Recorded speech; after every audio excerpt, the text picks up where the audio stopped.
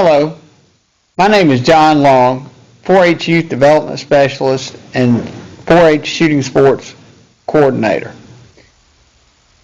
I'd like to take some time now and talk to you about what is 4-H shooting sports. Why is it that we do what we do? I'm going to do this by showing you a presentation and we'll walk through it together. I'll swap to that presentation now.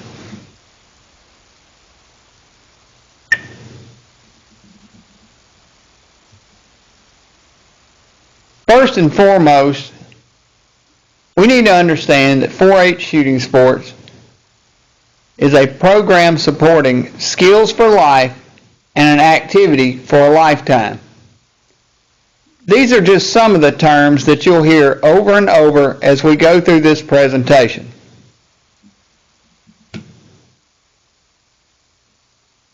4-H shooting sports is a part of the Mississippi State University Extension. It is under the 4-H department and is one of two of the safety programs that we offer.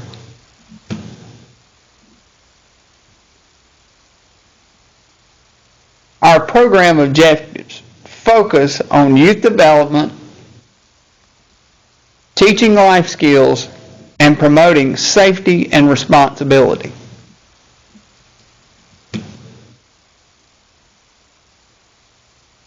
There are many parts of the youth development component. In 4-H, we look at it from the stance of head, heart, hands, and health. Head being educational commitment and achievement, heart being responsive, caring relationships, hands being civic and social responsibility, and health contributing to healthy lifestyles. These cover everything from the center outward, from the personal youth, his or herself, going over into family assets, and finally radiating out into community assets. There are 8 essential elements of youth development. Number 1 being a positive relationship with a caring adult. That's you. An inclusive environment, which means we are able to offer the program to any and all who are interested, regardless of any type of physical, mental handicap whatsoever. We make accommodations for those individuals. It is a safe environment. Now, one would say that, well, we certainly hope it would be if we're involved in shooting sports. This term actually has 2 meanings. Yes, a safe environment on the range, but also a safe environment for that young person to open up to that caring adult. Once again, that's you. It also offers an opportunity to see oneself as an active participant in the future. Active and not passive. It also provides an opportunity for self-determination. Self-determination such as goal setting. It provides an engagement in learning. This is what we call experiential learning. The child is doing the activity, therefore they have hands-on and are actually part of the learning experience. It also provides an opportunity for mastery. Mastery can mean several things to several individuals. It could mean that I shot a score of 20 the first time I tried, and I kept on and until I finally reached my goal of making 100 points. Another part of mastery could be a goal-setting attainment of winning at the national championship. Both are correct. Both are opportunities for that mastery to occur. Number 8 is the opportunity to value and practice service for others, giving back to the community and those around them.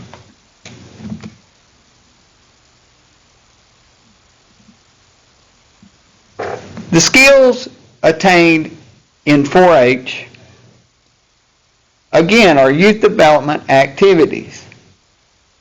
Those life skills enable them, we hope, at the end of their tenure within the 4-H program, that they become confident, caring, and responsible individuals and go out into our community and our country and do service to others.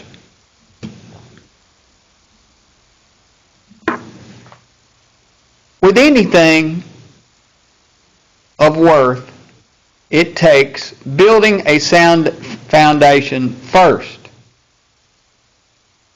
You don't start building a house by putting the roof on. It takes a good foundation in which to start and to add the different components that are required to make a house or building. This is the same way with youth development. We help youth to acquire the knowledge, skills, and competencies to help them reach their full potential.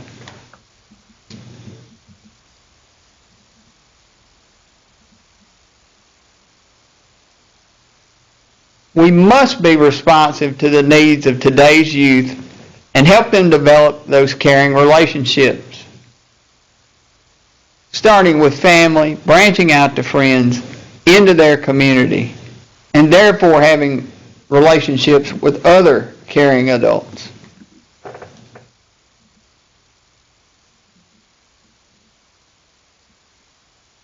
It must help youth to develop a sense of civic and social responsibility. Responsibility for their personal actions, developing positive social relationships, as well as engaging them in active community involvement.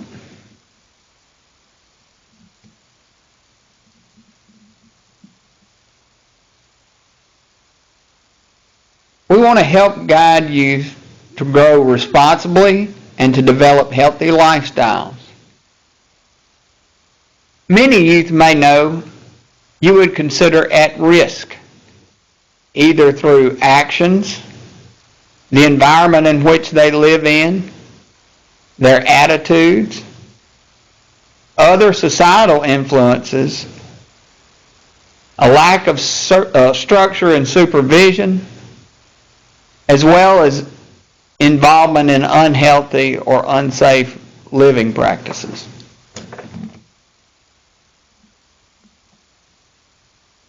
Kids do have growing pains. Let me say that the term kid is thought of as being derogatory in some sense. But kids and youth are a term that can be used interchangeably. Kids do have growing pains. As you can see from this cartoon, this young man can't even hit his own pitching, and he gets frustrated.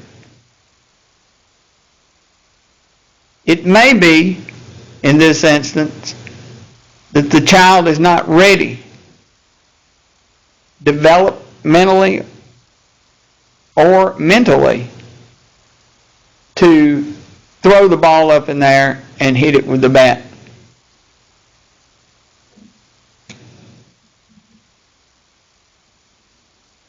Young people have great expectations.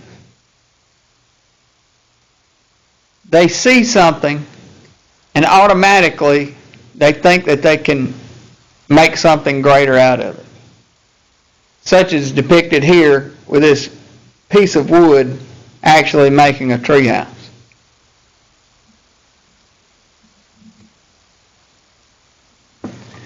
One thing we don't want to do is to make young people feel like we are, quote unquote, dumbing it down in order for them to learn.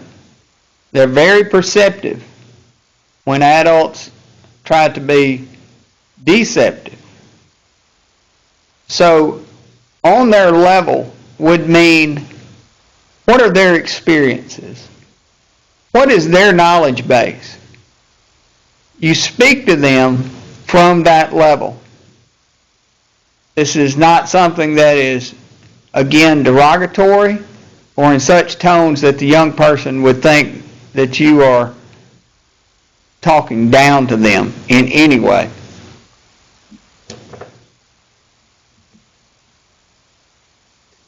They do have selective hearing. We have to understand that. There may be times when you tell a young person over and over again, but it takes one stimulus for it to get through to them.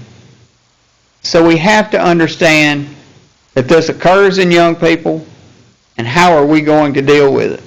How are we going to address a situation to where speaking on their level, using those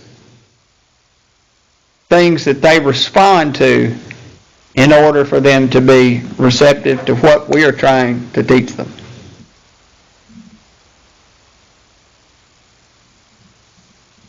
Recognition is such a big part of what we do.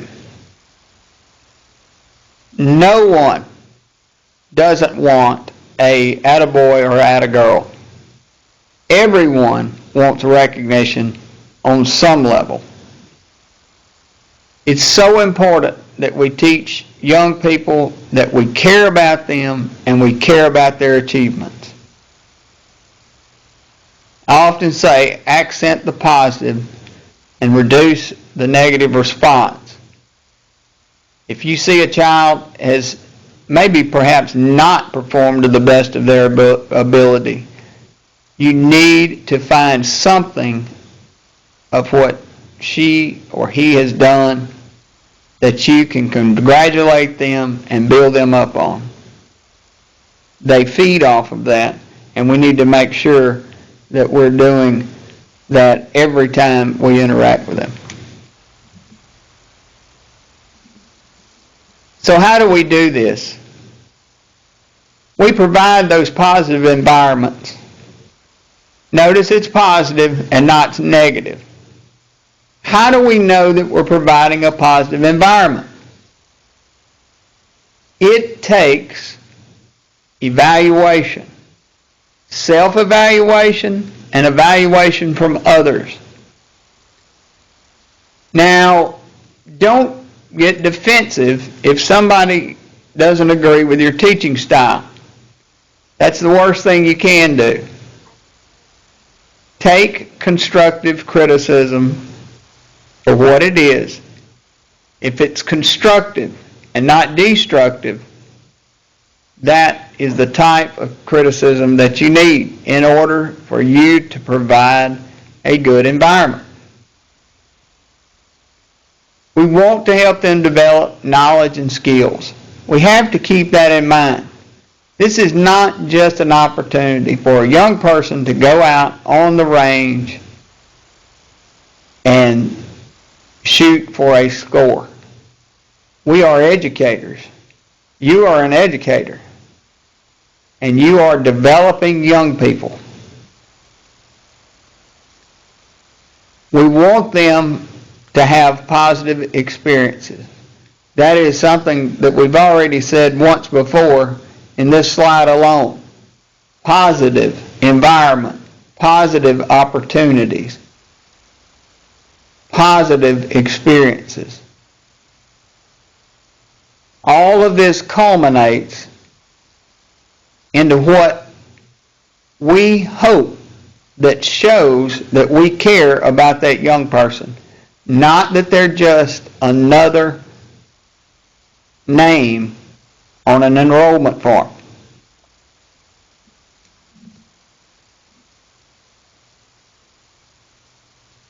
Fundamental life skills are broken down into three. Number one is coping skills. Number two is competency skills. And number three is contributory skills. Let's look at each of these now. Coping skills are those skills that develop positive, again, there's that word positive, self-concept. Social skills are coping skills. Coping skills provide positive attitudes toward future. Coping skills also give the young person a sense of control.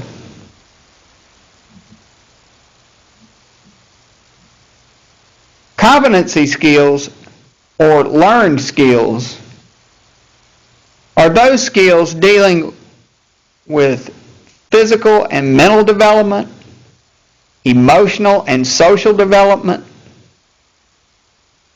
healthy and safe lifestyles, and also the acquiring of knowledge, skills, and positive attitudes.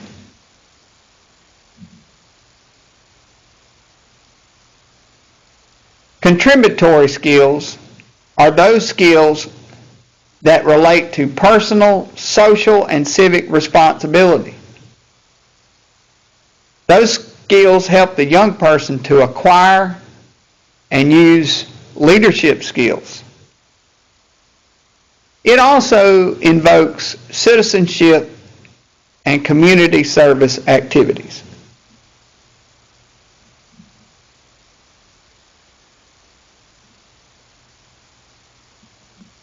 Here is just a small list of the things that 4-H shooting sports, as far as life skill development is concerned. 4-H shooting sports provides a lifetime activity. It gives them a broad branch of knowledge, provides an opportunity for leadership skills to develop. It definitely helps with self-discipline, respect, self-esteem, responsibility, self-confidence. Notice how many times self is used in that first column. Remember, this is about the child and not you. Other things that can be learned from 4-H shooting sports is goal setting, such as what I mentioned earlier. Good sportsmanship, reasoning, decision making, ethics, friendships, poise, and concentration. Remember, these skills are for the entirety of the person and not just one or two aspects of their life.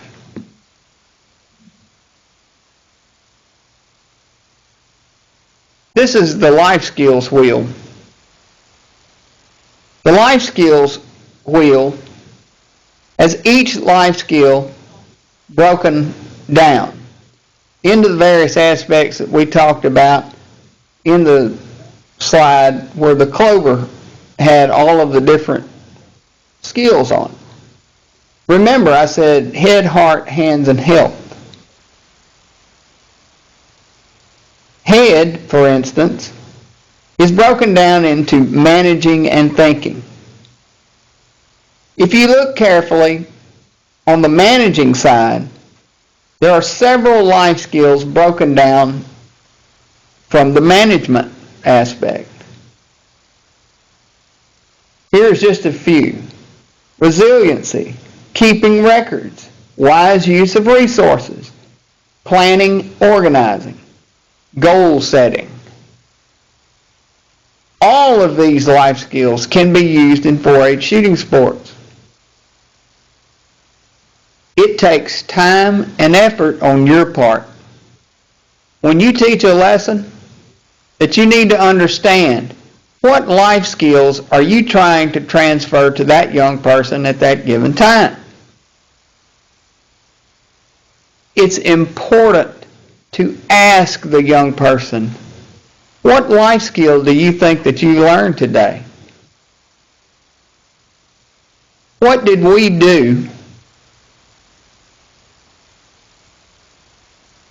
that you learned from? I encourage you to take this life skill wheel, use it in your lesson presentations. Remember, we're developing young people.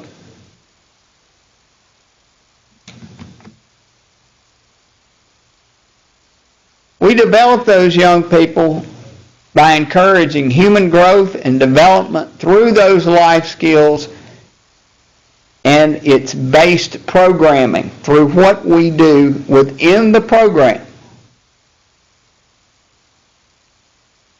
We enhance participant self-concept and character through safe environments, safe learning experiences, educational and socially acceptable involvement in the shooting sports. Another program objective is to strengthen families through lifelong recreational and educational activities. Shooting sports is one thing that everyone in the family can participate in.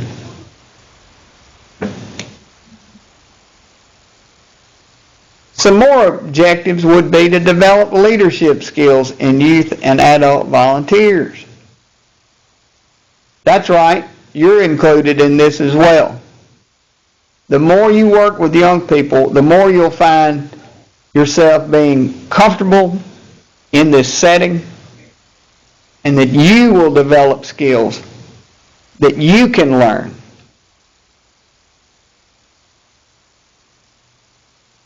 We hope that it increases the understanding of natural resource concepts. For instance, in our hunting discipline, what is the natural cycle? What is carrying capacity for the white-tailed deer?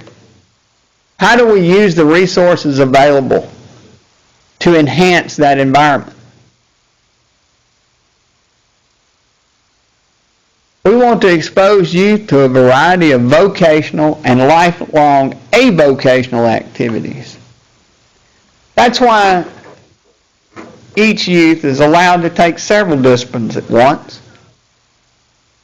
They may not like air rifle the first year, but they take air rifle, and they take archery, and they take muzzleloader.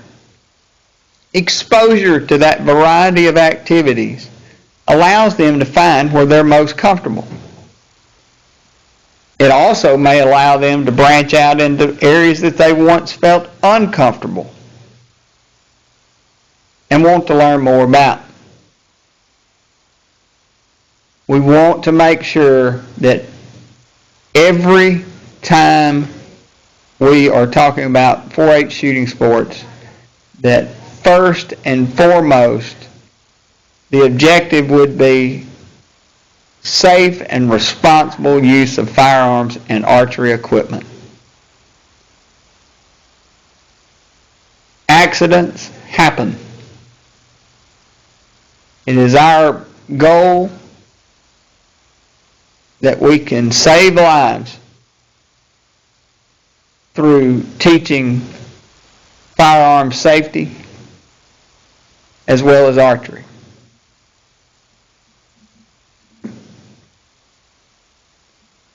We want to promote higher standards of safety, sportsmanship, and ethical behavior.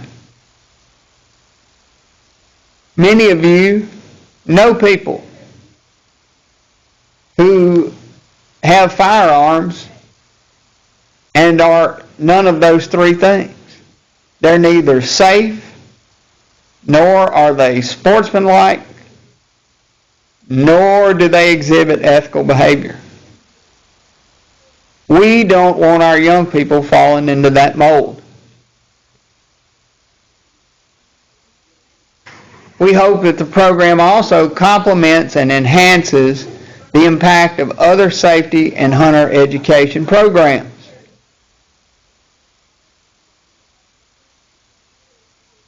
One complements the other.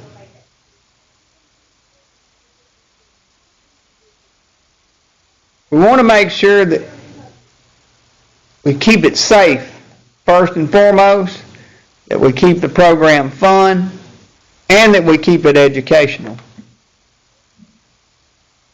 We must keep it 4-H. Remember the life skills wheel? It's broken down into head, heart, hands, and health. Many times I'm asked, what do the 4-H's mean? They're all part of our 4-H pledge, which is my head to clear thinking, my heart to greater loyalty, my hands to larger service, and my health to better living for my club, my community, my country, and my world.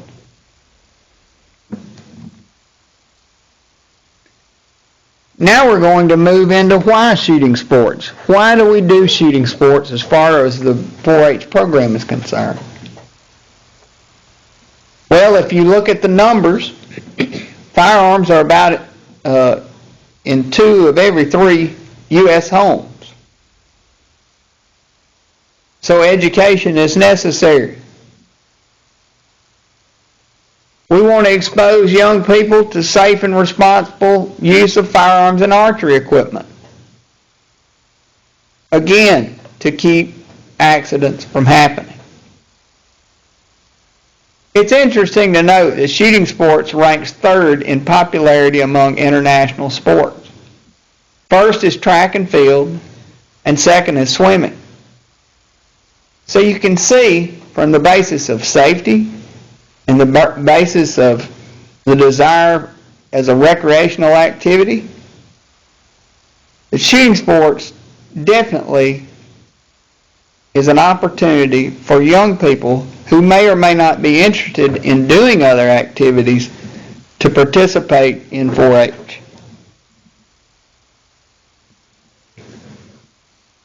What 4-H shooting sports can provide is an inclusive activity.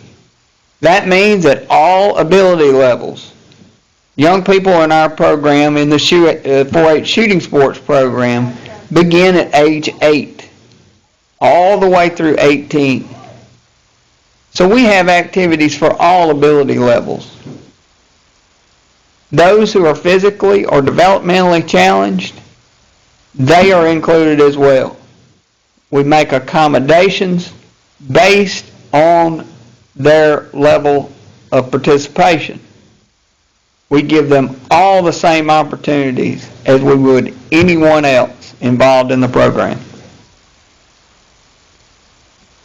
It's also composed of both genders. Shooting is not just for boys.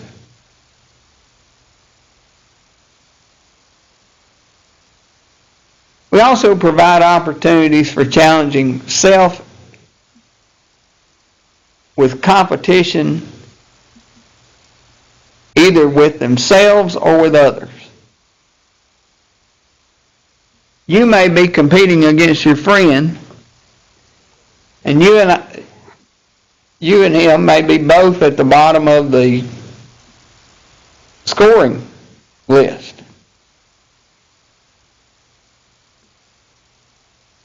There are others whose sole desire is to win the entire match. Again, it's an inclusive activity. One is not more right than the other. There is an opportunity for advanced participation. It is a recognized athletic activity. It is an Olympic sport as well as a sport for a lifetime.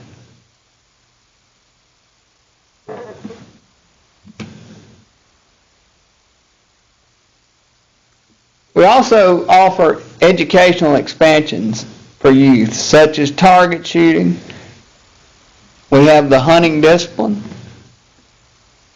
You can look at wildlife management, a hobby of collection, dog care and field trials, and the list goes on and on. But it all can start with the 4-H shooting sports program. We also have the integration of other learning experiences, such as photography, foods and nutrition, health and fitness, things that you would normally not think would be associated with 4-H shooting sports.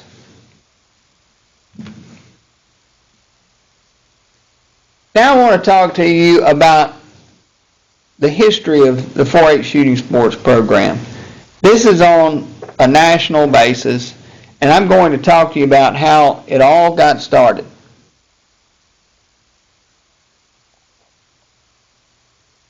The 4-H shooting sports was a limited part of the 4-H program for many years. Sometimes it was limited to just one competition, that being held during Congress. However, the firearms industry, along with hunter education and national shooting sports organizations, had a concern for youth. 4-H had an interest in balancing participation by gender and reaching a more diverse audience. There was also an interest in retaining older youth in 4-H programs. Well, what happened next? First, there was the development of the National 4-H Shooting Sports Curriculum. This is the curriculum you receive at the state workshops. It's developed and supported by faculty, volunteers, and the shooting sports industry. A national training was developed. Those states adopted the National 4-H curriculum, those states being the ones that initially started. State committees were developed, and state-level training workshops were held for volunteers.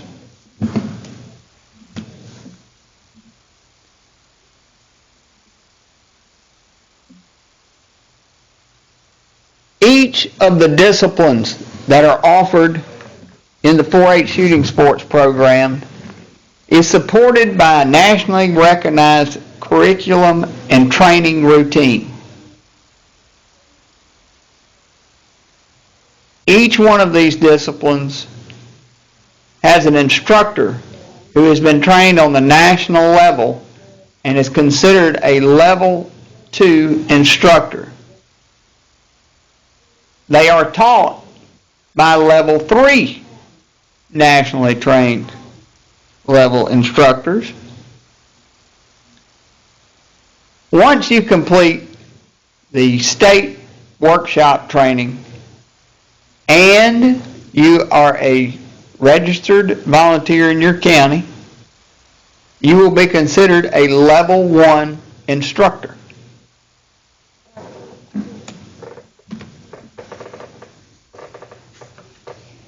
Let's talk about 4-H shooting sports today. Keeping in mind that this data is 4 years old and needs to be updated in the future. But roughly, numbers continue to increase. In 2012, there were 17,699 trained instructors. Enrollment continues to increase, as evidenced by the numbers that we have today in 2016. There is always a recruitment of new volunteers that are needed. This helps better enhance the student-mentor interaction, as well as keeping other volunteers from getting burned out by doing too much. What are successful shooting sports programs? Strong 4-H shooting sports programs have a focus and commitment to the development of youth. Remember, that's what we're here for. They also have a strong and cooperative, dedicated adult leaders. The word cooperative is key. You have to be willing to work with others. It's important that we give youth ownership and involvement in the program. Young people should be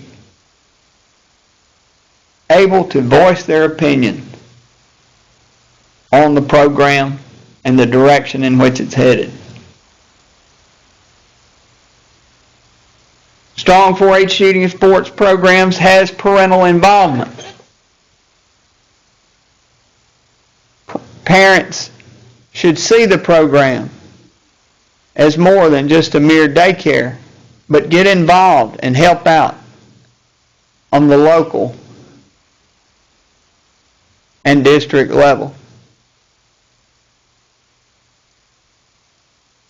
Strong programs have an emphasis on action and hands-on learning. They make it fun for all. There's a constant recruitment of youth, as well as a constant recruitment and training for adults.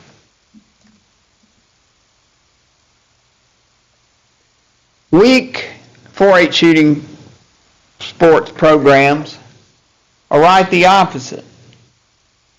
They focus on something other than youth development. Sometimes this is a strong emphasis on competition. Weak or untrained volunteers. This should not be. Each volunteer should have a working knowledge of what is expected and who they are working with. 4-H shooting sports leaders that are possessive or fail to involve others are doomed to fail themselves, because they will find out that the majority of the time they'll burn out before they really should, if given the opportunity to recruit others and involve others.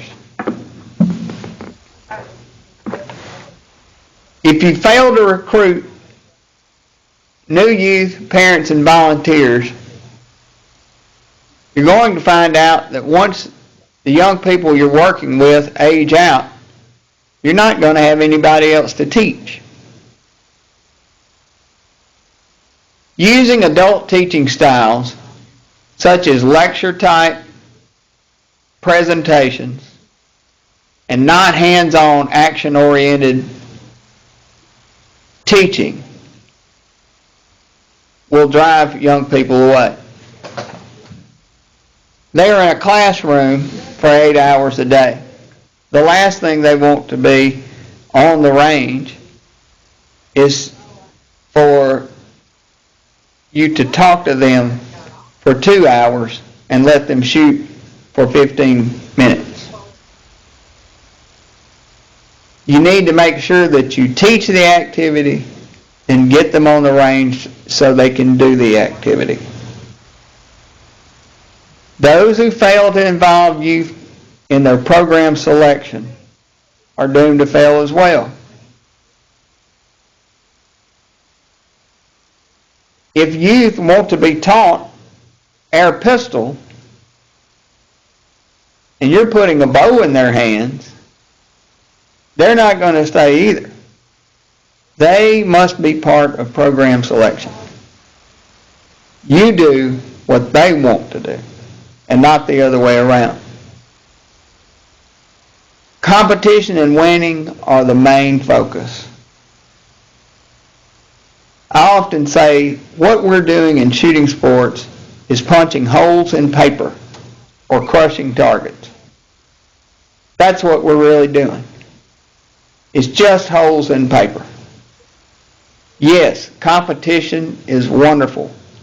We wouldn't have it in our program if it were not. But it has to be kept in check. Competition and winning are not the main focus of 4-H shooting sport. If you do the same thing over and over, young people will get tired and will leave the program. Repetition, repetition, repetition, and not changing things up in order to keep it interesting and exciting is a characteristic of a weak program. So, you can learn all you can during a weekend training course. You find the resources that are needed. Find a place to conduct your activities. Find the people to help you. Implement the program. Conduct the program. Evaluate those impacts. Regroup, recruit, and retrain. You have to do that if you're going to stay above water.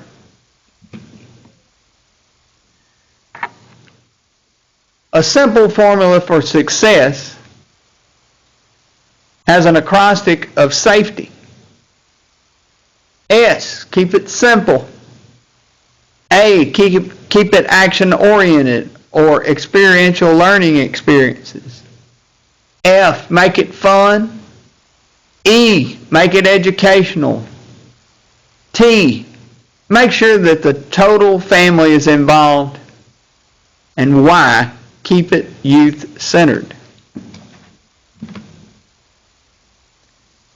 It's important to know that 100 years from now, it will not matter what my bank account was, the sort of house I lived in, or the kind of car I drove, but the world may be different because I was important in the life of a child.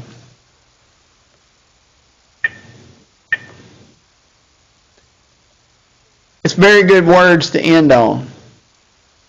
Remember, we are there for them.